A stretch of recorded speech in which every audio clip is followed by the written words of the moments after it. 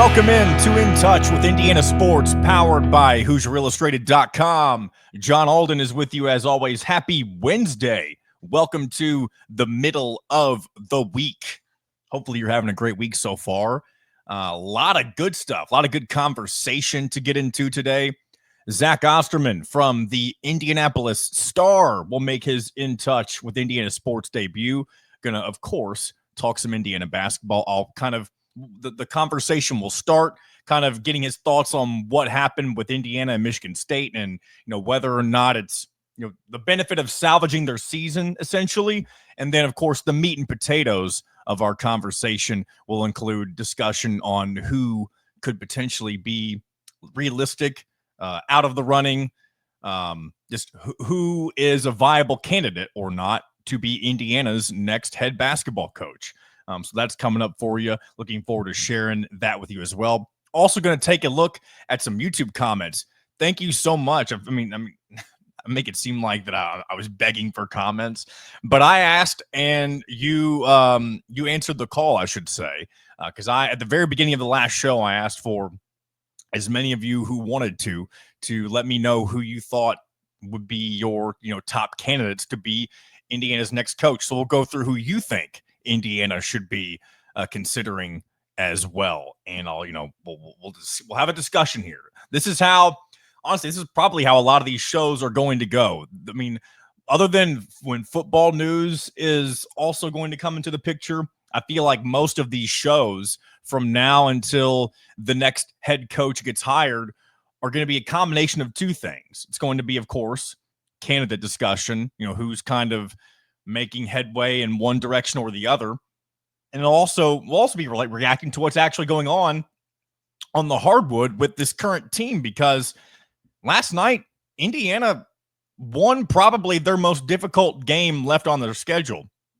And even if you look back at the entirety of the schedule, some may, especially when you see how good Michigan State has been all season long, some may have circled Michigan State as being the most difficult game on the entire schedule. Just when the fact that it was, that it's going to be a road game and a tough environment, and then add in the factor last night that Tom Izzo was going for Bob Knight's record, currently tied with him for most Big Ten wins all time, and to do it against the team who was formerly a part of. But I don't know why I can't verbiage this correctly, but to do it against Bob Knight's former team, maybe I should say it like that.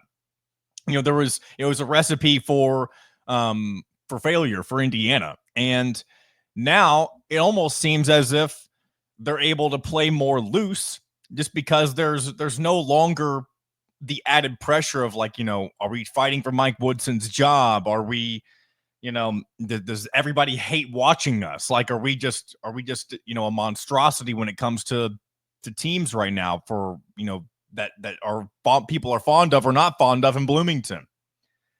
And getting the result that they did last night, a 4-point win against Michigan State? Yeah, 71-67 win against the Spartans on the road.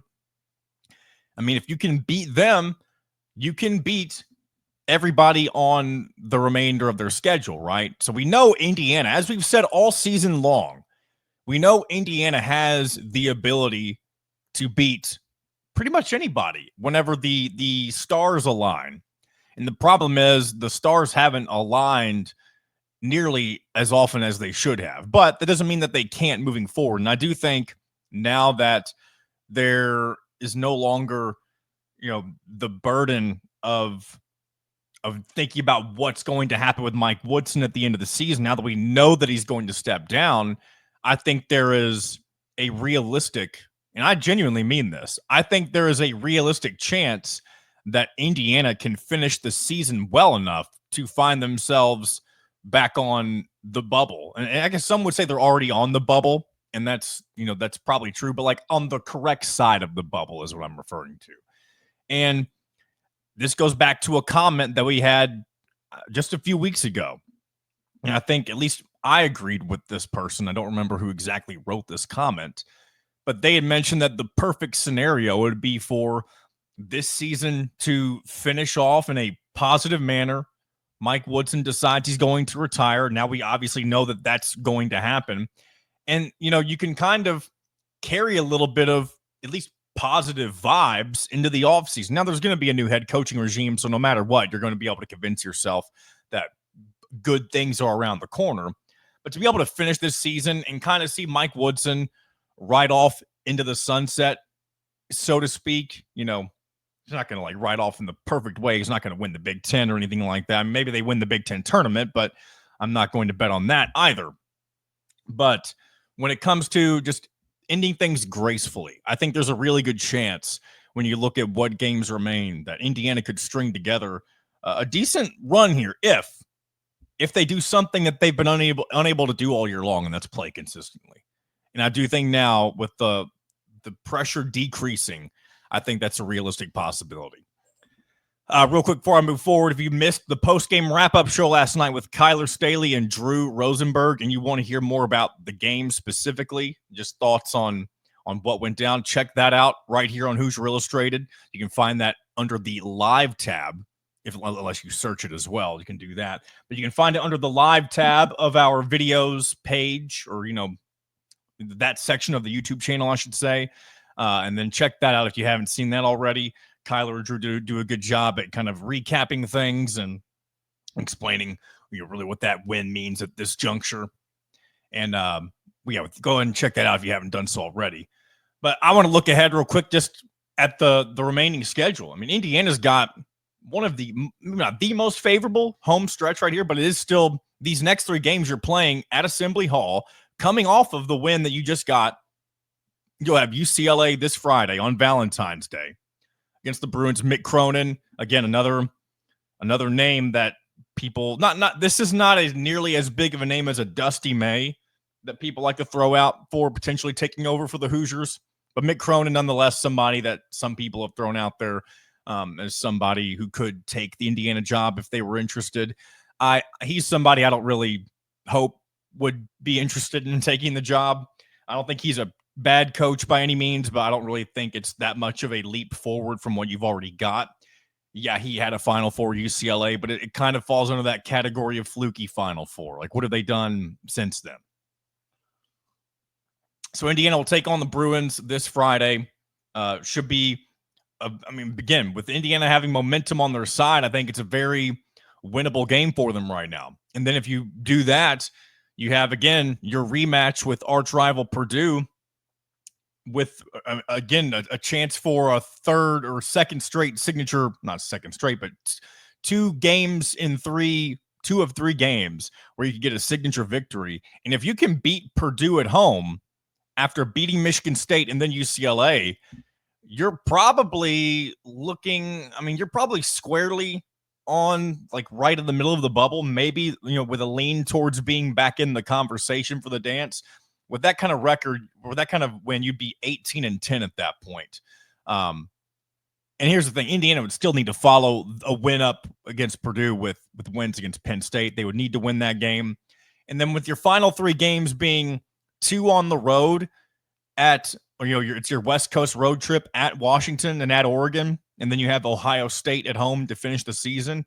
I think with that entire stretch, not just the road trip, but your final 3 games, if you can go 2 of 3, I think that was, again, so for this final portion of the season, that would mean going, and this is beginning with the Michigan State win last night. That would mean Indiana went 6-1 to finish the year, the regular season, I should say. And that would put them at 20-11. They'd probably still be on the bubble with that record. I don't know exactly where they would be in the Big Ten standings, but I would assume they'd be in somewhere in the middle of the pack with that.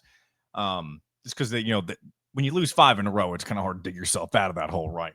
And so there's a chance Indiana can play themselves into the NCAA tournament. And man, wouldn't that be a much more fun way to go into this new regime, right? That whoever that ends up being, than just sitting back and being miserable, thinking, knowing the team couldn't get it done. And this team might not do anything super special. They may not win the Big Ten tournament. They're definitely not going to win the Big Ten regular season. They may not even make the second weekend or win a game in the NCAA tournament for all we know.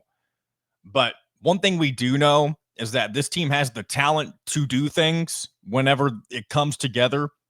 It just doesn't come together very often. But we'll see if things change over the next these last few weeks of the regular season. Maybe it'll be a nice little, send off. I don't think anybody will be screaming that Mike Woodson should stay as the head coach at Indiana, no matter what the result is. Now, if he somehow got this team to a Final Four, like I hypothetically spoke about, I believe on Monday, that would be very weird. Again, it's something that's not going to happen. I wouldn't. No one should expect it to happen, I should say. I don't want to say it won't happen because we've seen some crazy teams make the Final Four. Last year's NC State team, where their head coach nearly got fired, and now they're terrible again this year, even worse. It's one of those things where, like, again, the fluky Final Four is real, guys. The fluky Final Four is real. If Mike Woodson just magically got to the Final Four this year, it wouldn't mean he's a great head coach. It would mean he got to a fluky Final Four more than likely. I mean, or you could say that they just figured out things late. I don't know. A lot of factors going into this final stretch of the season. But if there is one thing we know for sure, it's that Indiana is moving on from Mike Woodson still. And so when we transition to our segment with Zach Osterman here, we'll continue to talk a little bit. I do kind of pick his brain at the beginning. Just, about what the win means for Indiana that they got last night. And again, it kind of helps me realize, like, okay, yeah, they could still play for, a happy ending, right? And normally that doesn't mean anything, but because we already know what Indiana's intentions are for the future of the program, the happy ending doesn't necessarily seem, as bad of an idea. It gives you a reason to be excited about these final stretch of games that we just went through. We do that. We go through some coaches, and I think he offered a lot of good insight, especially on a few names that some of you, or many of you, I should say, mentioned in the comments, and we'll get to those as well on the other side. But yeah, I think without further ado, we might as well just bring in the man from the Indianapolis Star and let him kind of do the talking, if you will. And I guess a little full disclosure, I seemed very nervous at the beginning of this interview. And it's not that I've never talked to Zach Osterman before, because I have. I used to talk with him fairly frequently whenever I worked for the show that I was previously a part of before I began doing this with HoosierIllustrated.com. So again, I guess it's just whenever you catch up with somebody for the first time in a while, it can always be a little nerve-wracking. And speaking of first-time guests, we're also going to have another special guests making their debut on In Touch with Indiana Sports later this week. Again, I say special guest, like I don't want to try to overhype it. I also don't want to say the name because you never know when somebody's going to cancel on you.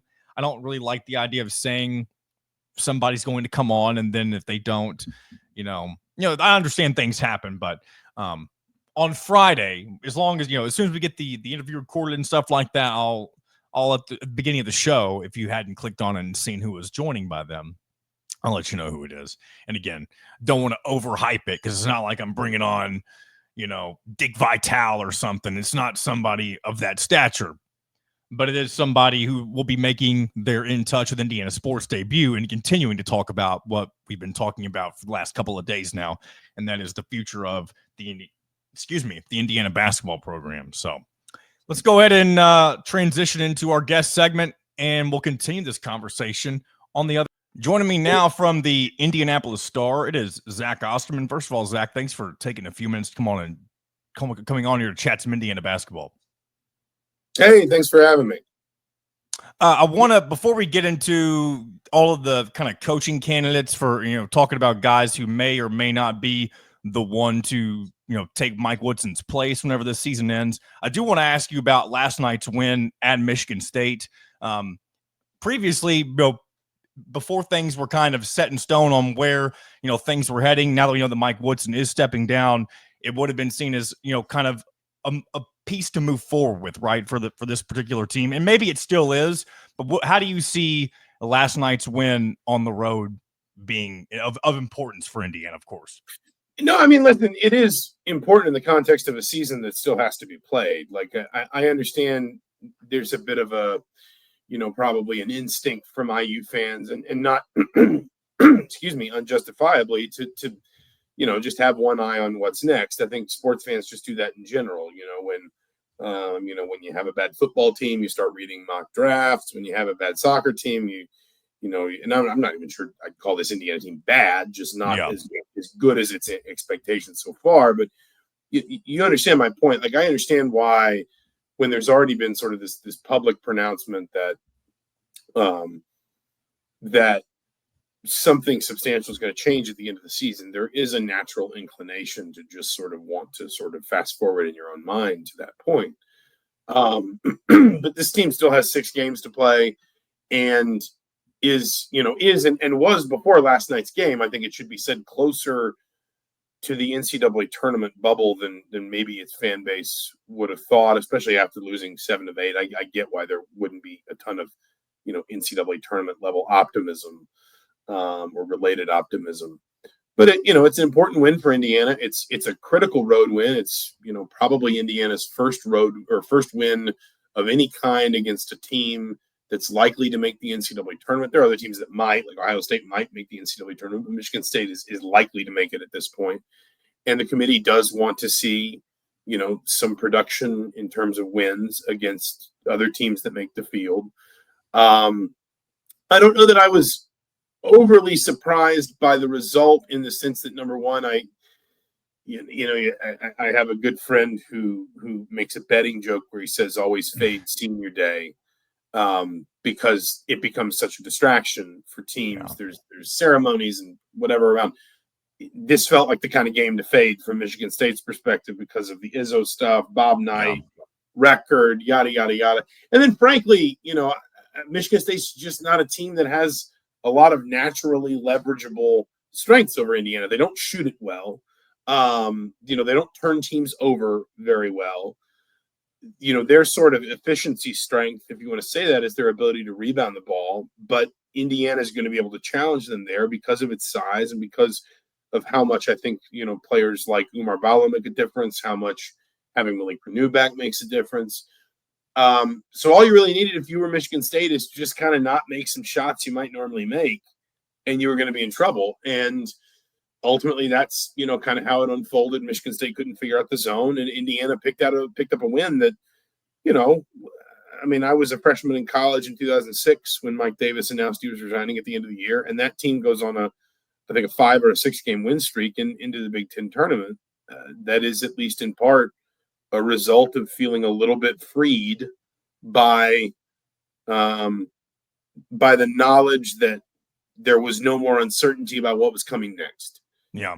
And if this team can maybe bottle some of that up as well, I'm looking at these last 6 games and I'm seeing a number of teams that, again, I'm not saying Indiana is better than all of them, but I'm not seeing how many teams Indiana should fear in the way that I think Indiana should have feared an Illinois or a Louisville or a Wisconsin.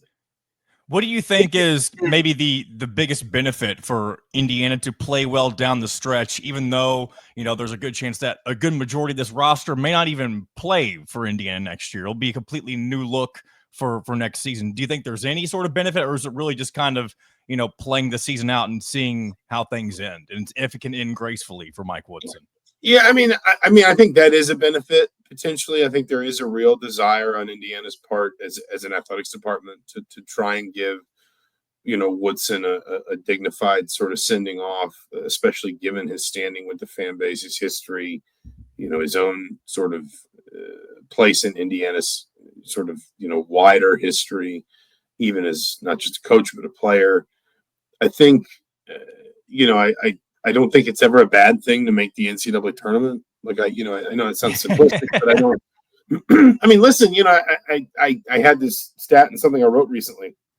In the last decade, Indiana's been to the football postseason more often than it's been to the men's basketball postseason. Like, that is very weird to think about.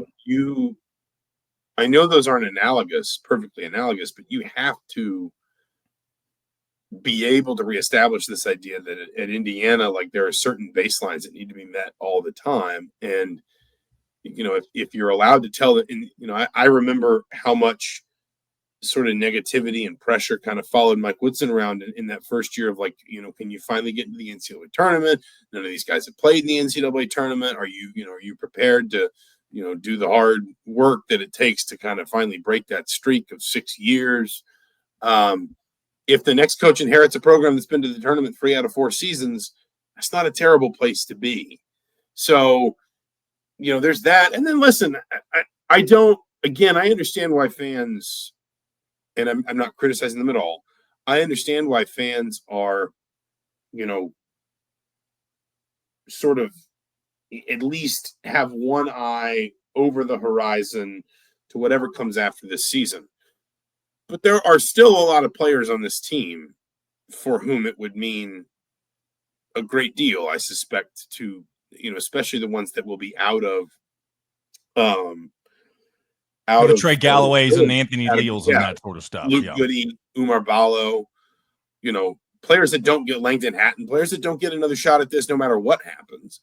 It will mean a lot to them if they can kind of pull this together at the end, finish them with some respectability, make the NCAA tournament, maybe make a little noise there or make a little noise in Indianapolis at the Big Ten tournament. I don't know.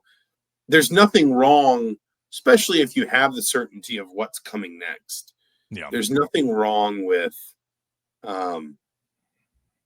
just sort of, I think, hoping that players who have given, in some cases, their entire college careers, and in other cases, at least the last significant moments of their college careers, because they knew they'd run out of eligibility after this season, a lot of hard work and effort to Indiana. Like there's nothing wrong with hoping it works out for those players long term, I guess is what I'm trying to say. I want to take a look at now kind of your hot board, so to speak, that you have up on the Indy Star. And I'll start with what you've deemed the home run hires. And I'm not going to go through each and every one of them, but I just kind of want to get your thoughts when you look at each of I believe you named 4. You got Brad Stevens on here, Scott Drew, Nate Oates, and Bruce Pearl. Do you think any of those are more likely than the other? And I know Brad Stevens is kind of on his own island, and I don't think anybody really thinks that there's any sort of realistic shot that he would ever humor the Indiana job at this point. But between any of those 4, who do you think kind of stands out as being more realistic for Indiana? Yeah, it's funny because the one who's, in some ways maybe least realistic, if for no reason other than because he's been approached for the job before and declined, to kind of get too far down the road with it, is also probably the most realistic one of the 4, and that is Brad Stevens, just in the sense that, Pearl, I think consensus is now that he's probably pretty well dug in at Auburn. I'm not saying Scott Drew wouldn't be interested, but we have to take, recent history as a bit of a guide. Drew was courted by both Louisville and Kentucky and stayed at Baylor. Has something changed? I don't know, maybe, but for now, I think we just have to look at that and say, well, he clearly must be happy where he is. And Oates has an enormous buyout, like $18 million. I mean, something by orders of magnitude larger than what's ever been paid in college basketball. So that seems really unlikely to me. Those things are pretty hard to get out from under. Which means that, the employment-wise anyway, the most accessible of the 4 is Stevens, because that's true. Obviously he's president of the Celtics. There have been rumors almost since like the day he stepped away from coaching in Boston that he wanted to do it again someday. Not necessarily at Indiana or in college, but just in general that, when he stepped away, I don't think anybody thought for certain, okay, that means Brad Stevens is done coaching forever. Now, does he want to come back to college? Does he want the spotlight of Indiana? I mean, again, at various times, Indiana has made those overtures in the past. I think probably, there have been moments when he's been more receptive than others, but I think there have also been moments when he's just sort of, it's been a polite but pretty much immediate, thank you, but no thank you. And plus, he's so far removed from the college game. People like to throw Billy Donovan's name out there as well, not necessarily for the Indiana job, but for any time a big job opens, they like to throw Billy Donovan, who's also been in the NBA for so long. That would their style of coaching even translate to today's game in college? Yeah, I don't think that would be as much of a concern. especially with Stevens. I mean, I saw somebody say, like, for example, is Brad Stevens equipped for like the NIL era? And it's sort of like, well, what do you think he does as president of the Celtics? I mean, like, he built a roster with a salary cap, or at least a luxury tax, that won an NBA title. Do you think he would have trouble building a roster with no luxury tax? Like, I mean, yes, the numbers would be lower, but he would have on aggregate about as much money to spend as anybody in the sport. Indiana would certainly probably be revenue share plus NIL, like a top 10, 12 number nationally. The point is, resources would not be a problem. And this is somebody who would have agent contacts, who's, talked contracts before. This is not somebody who's, put it this way, this would not be someone like Tony Bennett, who kind of got up at a table in the fall and said, like, I'm just not built for this world. Now, somebody like that might feel differently if they're at a place like Indiana, where they might have a little bit more resources, a little bit more NIL, a little bit more exposure. Indiana's a good school, but you're not dealing with some of the academic restrictions of a place like Virginia. But, I mean, like, suggesting that someone who has quite literally run an NBA payroll would not understand how to navigate NIL and rev share doesn't make a ton of sense to me. I'm not saying any of this to try and hint to the idea that Brad Stevens is going to be Indiana's next basketball coach. Yeah. I just think of those four, and I will freely admit up front, like, that hot board was very, like, let's cast a really, really wide net, because there's going to be a long sort of runway here until it can get serious with anyone other than, I guess Stevens is the only one who's not coaching the team. So in theory, he's the only one that could, really entertain this immediately. So we're just going to cast a wide net, and it'll sort of narrow itself down with time. But, if you ask me, of those four specifically, who's the likeliest, who's the unlikeliest? It's maybe Brad Stevens. Who's the likeliest? It's maybe Brad Stevens.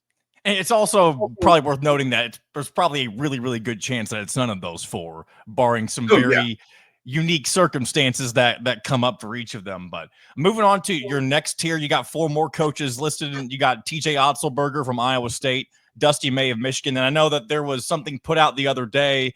I don't know if anything's progressed since I saw the post on social media about how Michigan was working on extending his contract or reworking his contract, something like that. So I don't know if he's kind of maybe slowly getting out of this conversation. Then you've also got Shaka Smart and Greg McDermott in this tier as well.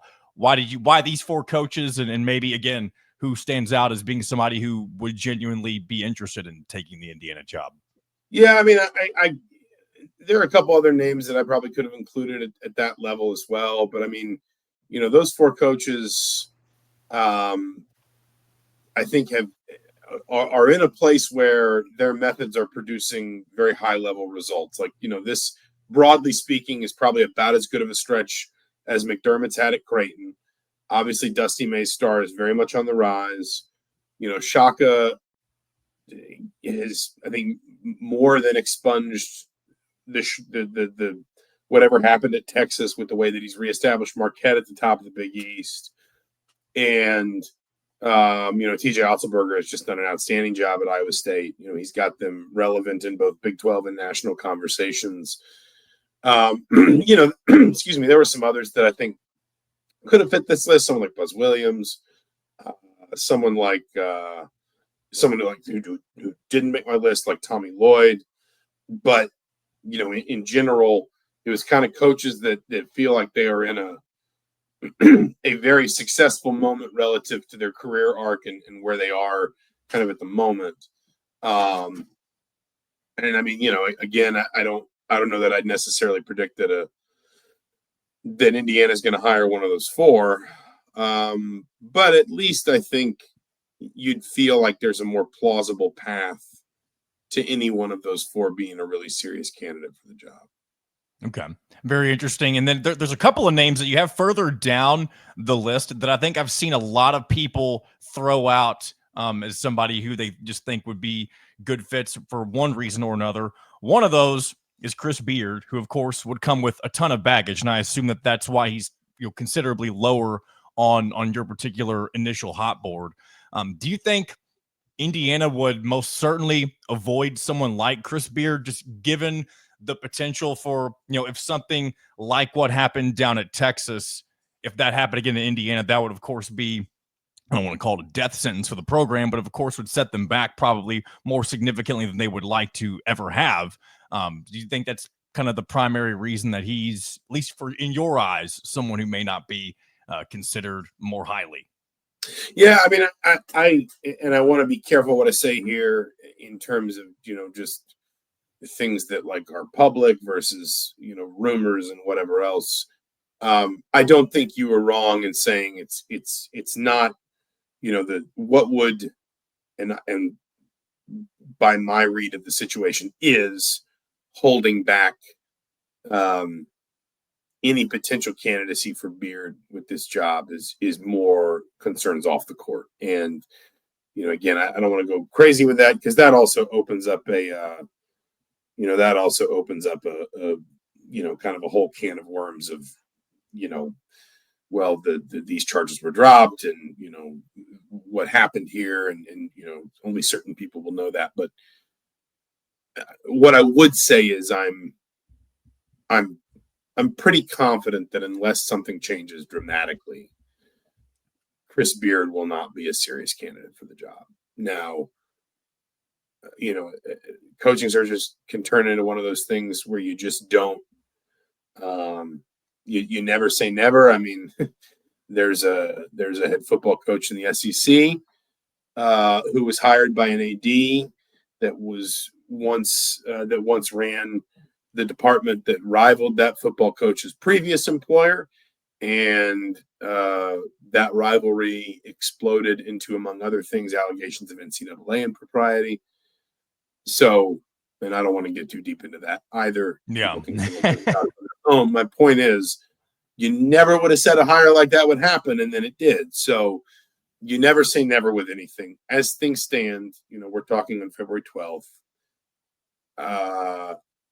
I think it is fair to say a lot of factors in play would need to change for Beard to be a very serious candidate for this job. Do you think Beard, maybe, I don't know if it would be this season, or maybe he needs to further remove himself away from what happened a few years back? But how soon? Go ahead. I think the issue, if you're Indiana, is, and this is not just specific to Chris Beard, this job is a fishbowl. I mean, like it is a crystal clear fishbowl in a way that most, even like big jobs, aren't. Like North Carolina and Duke are that way to a certain extent, but it's still a pretty populated area. You can kind of disappear into it a little bit. Like there's, you can live 15 miles away in Cary and not feel quite so, sort of immersed in it all the time. Kansas is pretty similar, but like, and Kentucky's pretty similar.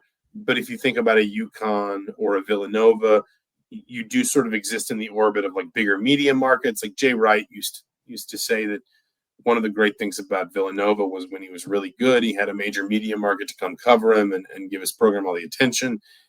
And when they were struggling, all he kind of had to worry about was surviving the gap between the end of the Eagles season and the start of Philly spring training. And after that, like there just wasn't a lot of noise, to sort of filter through, because there were other things going on that would fill sports pages and fill column inches and, web pages and so forth. That doesn't happen here. This is a very small town. Everybody here knows everybody, you're like your pediatrician's wife is your kid's teacher, or, whatever. There's no way to escape how insular this place is and how intense, for better or worse, the spotlight is on the most high profile job in Monroe County. And again, this is not just for Chris Beard. This is for anybody. You've got to be, everyone always wants to say, well, get off your high horse, hire the best coach, deal with the rest later. But part of being good in that job is being able to handle that, is being able to live in that environment. And I have seen coaches in the past that eventually even if maybe they were comfortable in it for a while, eventually they cracked. Eventually it broke them.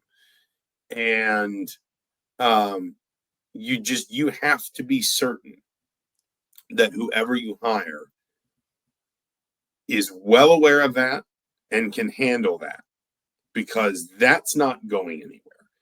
And of course, it can be a strength when you're playing well. It can be an incredibly appealing place to live, to work.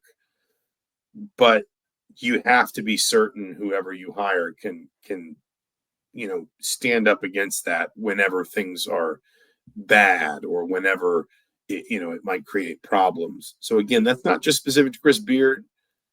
It's just more of a blanket statement that, if you're Indiana, it can't be about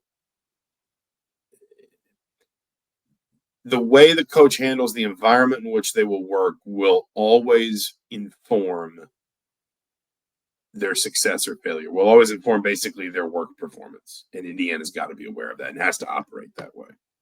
Last person I want to ask you about, and then I'll get you out of here. Ben McCollum. He's somebody that I feel like a lot of people are kind of comparing as like the Kurt Signetti hire for Indiana basketball. So someone who's kind of proven it at much lower levels, at Division II specifically, won a few national championships there. Now he's having a good first season with Drake. Do you think, I'm sure he's somebody who would be interested in the job, but do you think he's somebody who would realistically maybe get one of the first calls to accept it if he were, in that top candidate pool? I mean, I think you would need to have that conversation. You would have to. And particularly if you did get to a place where, maybe some of your higher profile choices, said no, or for whatever reason didn't work out.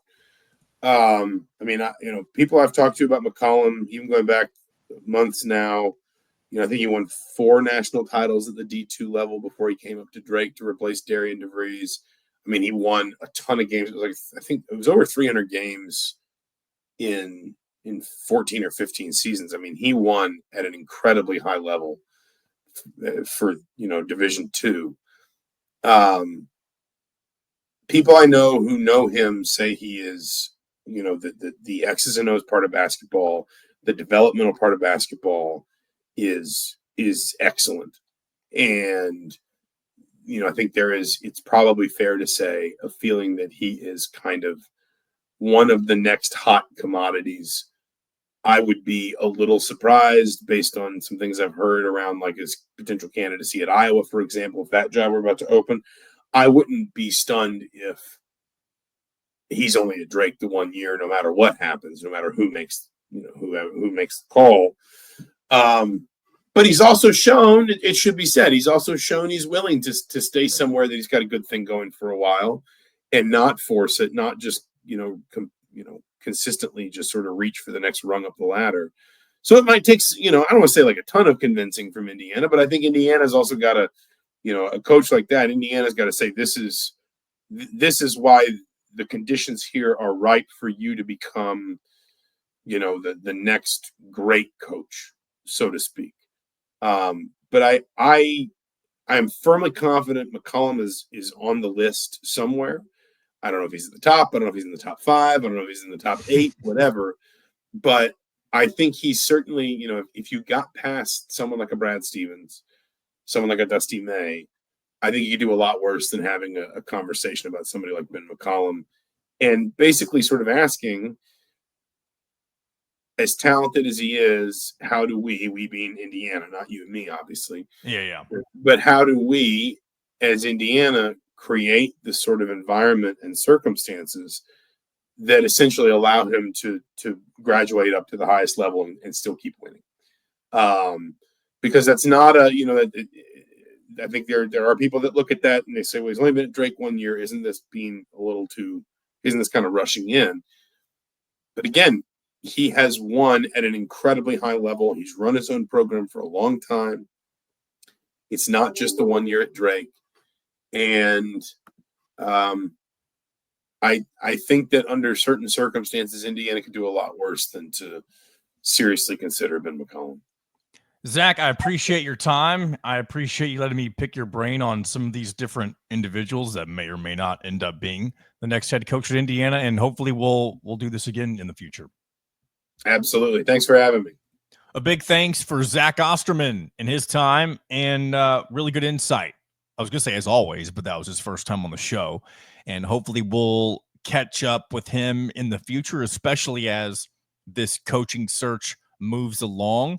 I definitely plan on reaching out to him at least one other time here in the future as this progresses, either when the search is about done or whenever it comes to a close, and just kind of pick his brain on everything that took place, that sort of thing. But for now, we're at the very opening early stages of all of this. So, excuse me, very big time for Indiana basketball, and they're still playing ball. They're still trying, as we talked about earlier as well.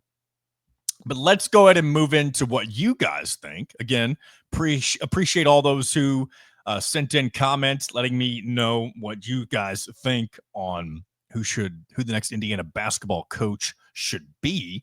And I'll kind of do this in waves, I guess. It's not like I got a million comments. We're only going to we got maybe 10-ish comments, and I'll group them together and read them all that have to do with the certain coach, and then we'll get into it. I do want to start off with the one who was mentioned the most, and it's coincidentally, I guess, I would think, that the coach that was mentioned the most is the kind of the coach that I say hope will be Indiana's head coach. But of course, now after talking with Zach Osterman, like I kind of understand if it doesn't work out that this guy is not at Indiana this upcoming season. And you probably know who I'm referring to at this point, and that is Mr. Chris Beard. And real quick, I'll go through each of the comments that at least featured, or at least let you know those who think that Beard should also be Indiana's head coach. Artist Derek Collins says Beard, good offense and defense, and most important for the coach to enjoy the experience, outgoing, and doesn't mind doing radio shows, interviews, kissing babies. I think I think that's a really good point you bring up, Derek, and that's it kind of goes along with something I believe Zach Osterman was talking about, and like it's all that comes with the job. And I do think Chris Beard would absolutely be up for it had he not had all of the other outside noise. And as we all know, with the Indiana job, there's going to be outside noise no matter what, good or bad. And when you have the extra unfortunate baggage that will stick with him for the rest of his life, I don't know, hopefully it didn't happen. When charges are dropped, you can't say that it didn't happen because we don't know what happened, right? You can only, it's one of those innocent until proven guilty type things. And it's, we're not going to dig into those weeds as Zach Osterman didn't either. But it would be, if he ended up becoming the coach at Indiana, which I am less convinced that he would at this point, it will be very interesting to see how those first few months go. Not necessarily from like a recruiting standpoint, but from a handling the outside noise sort of standpoint. Answering the questions about his past, like, the responsibility of having a job like Indiana when you have that past, that sort of stuff. And again, when I say his past, I am not saying he did anything. Again, maybe it goes without saying, but I'm referring to the allegations that were eventually dropped. But again, doesn't mean that he didn't perform the domestic violence that initially took place and then was dropped, that sort of thing. So that is all I'm going to say on the matter, because I'm not a legal person and I don't want to say anything that I shouldn't say. But thank you for the comment, Derek. Robert Perkaiser also says Chris Beard for IU b-ball coach, followed by a response from Dabney that says, yeah, it's looking like it. I'm not sure you mean by that, Dabney, or if you're just referring to everybody seems to want Chris Beard. It does seem like he is a very popular choice. Speaking of Beards, Justin Beard, he says Chris Beard's a proven winner, will come in and change the culture immediately, Knight protege. And of course, everybody loves the Knight protege stuff. People, that was one of the big things that Mike Woodson kind of was, not from a coaching standpoint, but just from being part of the program and, going through all of that stuff as a player and being one of the best to do it at the time. And so that's always going to be something that people think about whenever they think about Chris Beard. And of course, the comment that he made the other day after their win, I don't remember exactly who that comment came against or who they just beaten. But it is funny, the timing that he made a comment like that. I think Chris Beard will, this may sound weird, I think he will want the job more than any other candidate in this, that will be vetted. And maybe I'm wrong about that. At least in terms of big names, he will want the job more than any other big name. But because of all that comes with them, it's going to make it, impossible. I won't say impossible, but very hard to make it make sense for the administration, I believe. So, and who knows? Let's just say that the stuff never happened while he was in Texas and he was having immense success at the richest school in college sports, or, in Division I college, however you want to refer to it as. Maybe he'd never want to leave Texas if that were the case, because he wouldn't be at Ole Miss right now if he was never let go from Texas. So who knows? Maybe this situation would have never come up for him if that were the case. Anybody else? Let's see. Kevin. Oh, actually, hold on. He does mention Beard, not as his number one, but Kevin also mentions he who shall not be named. And I did. I know during the Zach Osterman conversation, I did mention he who shall not be named actual name. That's because I didn't want to sound foolish while doing a conversation with Zach Osterman. I guess I could have, jokingly mentioned that I refer to Brad Stevens. There it is, as he who shall not be named. And I guess while we're on the conversation of Stevens, it was very interesting that, the path that Zach Osterman took when talking about Brad Stevens, especially whenever he lumps them into this group that is seen as the shots to the moon, those who will be least likely to take the job. And of course, I won't say least likely to take it, but, the hardest to get. You got Stevens, you got not Beard, you got Scott Drew, Bruce Pearl, and then why am I blanking on who the fourth one was? Either way, if it comes to me, then I'll mention it. It wasn't Dusty May, by the way. But whoever it ends up, whoever I'm forgetting in that group of four, now I'm going to let it bother me, and it doesn't matter. I'll move on from it, and maybe I'll remember it here shortly. But nonetheless, when he was referring to those four, he mentioned that Brad Stevens is the least likely and most likely to take it. And I think that kind of makes sense because of the reasons that he laid out. Like when you think about the fact that he's the only one not currently coaching a program, where they're having him in, coaching in general for one, and then, doesn't have the buyout. So Nate Oates, I knew it would come to me. That's who I was forgetting. Nate Oates. When you don't have any of those extra things tagged along, it does make him the most gettable from that circumstance. But as Zach also laid out, like Indiana's already thrown everything they can at Brad Stevens. And that's why I don't even like to really humor or even talk about it, about him being a real candidate, because until he shows interest, he's not interested. And so do we go back to calling him he who shall not be named, or am I acting ridiculous by doing that? I just think it's funny because of how many Indiana fans, every time we go through this coaching cycle, which I'm sick of doing, by the way, Indiana should not have to go through this many coaches to find the one that will work for them for a significant period of time. But to know that every time this happens, everybody's yelling, Brad Stevens, we need Brad Stevens, make Brad Stevens say no, make him say no. Like, that's annoying. And that's, I hate to say, that's the portion of the fan base that's delusional. Because, to be a fan, you have to have some level of delusion, right? And that's probably a weird thing to say, but we all have a little delusion in us. Some of us just have it a little bit more than the next person. So with that, until further notice, we won't be talking about Brad Stevens anymore. Just wanted to bring it up because we did have a conversation about it with Zach. And unless there's any development on him, I don't know. Will we this I was gonna say I'll leave it up to the YouTube commenters to decide what I should do. But do we keep referring to him as he who shall not be named, or do I just not say his name and not even refer to him? I think it's fun to go with the whatever you want to refer to as the nomenclature. I know I just used a big $5 word right there, but it's fun to joke around a little bit. Maybe that's a better way to say it. But yeah, we'll move forward. What else do people got here? Let's here's one. This is a one-off. This is Kevin Bratcher, loyal listener. Kevin, I know you always see you on whenever I post a show on Facebook. You always mention that you enjoy the shows, and I appreciate that, Mr. Bratcher. But he says he heard that Scott Drew is interested in the Indiana job. I don't know if I believe that yet. Excuse me.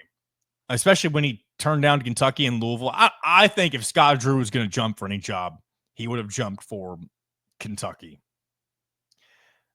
And I think the big thing here that Kevin Casey adds on the comments to your statement, he says he's interested in the raise, not an option. That's probably true. He's been around Baylor for quite some time. I mean, forever. Won a national championship. They got a brand new arena a year or so ago, if I remember right. Very unique looking arena, by the way. If you've not seen what Baylor, like where they play at now, it's one of the more unique environments, buildings in college basketball. So they've built Scott Drew's castle at Baylor, and I don't really know if he has any interest in leaving for another castle, for looking for a different princess, so to speak. I make myself crack up sometimes for the dumbest reasons, but I don't think he's interested in leaving for another castle. And if he did, Indiana has a pretty nice one in Assembly Hall. Again, another very unique building. So I don't know if that would be of interest to him, but I guess it's something to think about. Scott Drew, him, Nate Oates, and Bruce Pearl and the other guy. It's probably Bruce Pearl. If Bruce Pearl bowed out of the tournament early, not that I would want him to, but maybe that's the one thing that would get him to think, to think about jumping to Indiana. Maybe he's more realistic than I realize. I don't know. Because again, at Auburn, at any SEC school that's not Kentucky, you're always going to be second fiddle to football. Kentucky's the only school where that's not the case, unless I'm mistaken. So if Bruce Pearl wants to be the man, and he'll be the man along with Cignetti, because Cignetti is on top of the world right now. But if Bruce Pearl wants to be the man in the state of Indiana, then he'll jump ship and join the Hoosiers. But again, he's 63, 64 years old. He would be making that jump knowing that it's probably his final, not even probably, it would be his final stop. And if he doesn't take the Indiana job and it's offered to him, then maybe he doesn't jump for any job in the future. I mean, when is Bill Self going to retire from Kansas? Maybe UNC eventually lets go of Hubert Davis. I'm not exactly sure how hot his seat is at the moment, but I know he hasn't done particularly well since his first season where they went to the national championship game and then lost. Was that the year they lost to Villanova? I think that was the case. Or no, Villanova beat UNC. But was there a rematch? Or was it UConn that they lost to? Either way, it doesn't matter. But yeah, that was. Oh yeah, we were talking Bruce Pearl. I was like, man, sometimes I get off on these little tangents and I can just get rolling, man. I'll just get rolling into my own thoughts. And it's fun, but you got to recalibrate. Let's go into a couple of other names that Justin Beard mentions. He already mentioned Chris Beard, but he gave me his top three. He said Ben McCollum, somebody we talked about with Zach. He said not proven yet on a Power 5 scale, but shown to be a winner everywhere he goes, almost Cignetti-like. Bingo. And I think because we've seen it work with Cignetti, I think more people would be receptive to Ben McCollum or a Ben McCollum type had we not seen it work out with Cignetti. The difference being Indiana, people will claim Indiana should have been able to do better than Ben McCollum. But how do we know what's better than Ben McCollum? Like, it's easy to say, well, he's never had a big job. Well, yeah, you got to cut your teeth somewhere. And if his first big job's Indiana and he does wonders in a year. Let's just say he's a top 2 to 3 seed and is in the top 1 or 2 of the conference in his first year. And I'm just throwing a hypothetical out there. You immediately become, I don't want to say a hot commodity because you're probably not going anywhere, but you're one of the best. And he is young, right? Like he's not nearly the age of Cignetti. Let me see if I can pull up Ben McCollum's age real quick as we do another little bit of a live research. Yeah, Ben McCollum's 43. So he's somebody who if you can snatch him up and you know, it would be a risk, of course, but if he's the man and you get him at 43 years old, I'm not saying he would stay at Indiana forever, but he's the kind of guy who you could get 15, 20 plus years out of. Maybe. And again, if he never wants to leave for another job, which that's, again, very rare nowadays. I mean, you could have him for a very long time if he's successful. The big if, of course. It's different. When you hired Cignetti, you're hiring him as on the I hate calling it twilight. It makes it sound like he's about to retire. But you hired him on the back end of his career. He's 63, 64, whatever he is now, 65. And he said before, and again, maybe we should take this with a grain of salt, but he says that he's done after Indiana, however long that ends up being. Indiana may get 10 good years out of Cignetti at most. Who knows? But if they're 10 good years, Indiana fans will appreciate it. Ben McCollum, 43, he's going to coach for another 25, 30 years, you'd imagine. So who knows if he ends up being a realistic candidate or not. But he is somebody that I think fans should be more receptive to now, especially when you see guys like Pat Kelsey and Mark Pope working out at Louisville and Kentucky so far. We shouldn't be afraid of the young gun. Indiana fans should not be afraid of the young gun. And I think I'm convincing myself that Ben McCollum is my choice after Chris Beard as well. So Justin Beard, I think you and I are kind of on the same page right now. Now, I still like Bruce Pearl. Bruce Pearl's, again, I'm not going to go down this rabbit hole of what I want at the moment. But I have convinced myself more so than I initially thought that Ben McCollum might be a good idea for the Hoosiers. And then your third choice, Justin, you say is Dusty May. Obviously why he would be a good choice, but still a little young in his career, so most people think he hasn't proved anything great just yet. Yeah. His postseason with Michigan will be kind of telling. If they're one and done, it'd be kind of, I don't want to say fully worrisome, but I mean, he still hasn't done anything of note outside of what I will currently call a fluky Final Four. Because if he can't back that up with results that are similar in the near future, then it's just going to look like a fluky Final Four. Like he needs to make another run. I mean, I would say if he doesn't make the Sweet 16 or better with Michigan this year, I don't want to say it's a bad sign, but like it would probably be considered a disappointment based on what we've seen from Michigan. If you do better than that, then it just kind of adds to, okay, maybe Dusty May is built a little more from March than we imagined. So, Justin, appreciate your comments. And then who else? Kevin KZ. I know you commented on Kevin Bratcher's as well, but you waited on your own. You said, I think you have to start again with Stevens. Again, I guess that's what everybody's going to start with. Make Stevens say no. And again, to each their own. If you want him to say no, or I just think it's embarrassing the more often than it happens from outside perspective. Maybe I shouldn't worry about that, though. I think you say May, then Beard, and then no Mick Cronin. I'm with you, Kevin. No Mick Cronin, indeed. He's a loose cannon in all the wrong ways. Like Kurt Cignetti, again, another Cignetti reference, I guess. He's a loose cannon in all the right ways. He says all the right things, even if they seem a little outlandish and crazy sometimes. Mick Cronin just says things that are very out of pocket, and kind of like Dan Hurley. They're both kind of one and the same with the way they handle speaking to the media for some reason, or just speaking in general, I should say. So yeah, no, I'm with you. No Mick Cronin. It's I don't know how serious of a candidate he could become. I know he seems to be sick of being out on the West Coast, so maybe that's something that would drive him towards a job like Indiana. But who knows? Who really knows? Let's see. I think I got one more comment to get through, and then we'll call it a day here. We'll call it a Wednesday. And this is from Mike Shenanigans. Appreciate you, Shenanigans, as always, for your comments. He said, or he actually answered multiple questions here. He said, to answer your question, I'm a Cubs, Colts, and IU fan, not much into the NBA, but it would have to be the Pacers. Big Reggie fan. As far as watching your shows from start to finish, I have everyone. Mike, that is very nice of you. Very nice of you. And he also says, as far as a coach, I really do not have a favorite, but would not put Dusty May in his top 3. He would be okay, but for the long haul, I don't know. Leave that up to Dolson. It's not Dusty May. Again, Dusty May is going to always be weird just because you just went with the alum with Mike Woodson, and we saw the pressure that happened with all of that. And again, I always go back to Dusty May rejecting the Louisville job, and because of the pressure that comes there.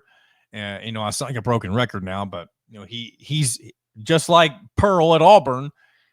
Dusty May with Michigan will always be second fiddle to Michigan football. So the pressure will never nearly be as great. It will always be a compliment to football when basketball is doing well. Now they want to succeed, but they don't, it's not ever going to be above the importance of succeeding in football in the state of Michigan. So appreciate your comment, Mike. I think you also commented on my Black Sabbath stuff the other day. I haven't gotten back to that yet. Maybe on a day where we're not talking so much important stuff, because this is important stuff right here, Indiana basketball. It is of the utmost importance, right? But I'll try and get back to that comment, or if it wasn't you, Mike, whoever it was, I've saved that one, and I'll get to that I'll save that for a rainy day. But let's go ahead and close up shop for this Wednesday.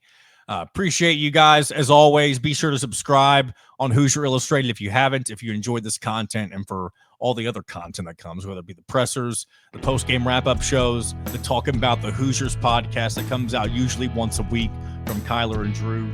All sorts of good stuff going on with the website as well, HoosierIllustrated.com. Be sure to give those guys a follow. Drew, Kyler, Dylan, Alec, everybody. Of course, a wonderful team to work with. And until Friday, this has been another edition of In Touch with Indiana Sports, powered by HoosierIllustrated.com.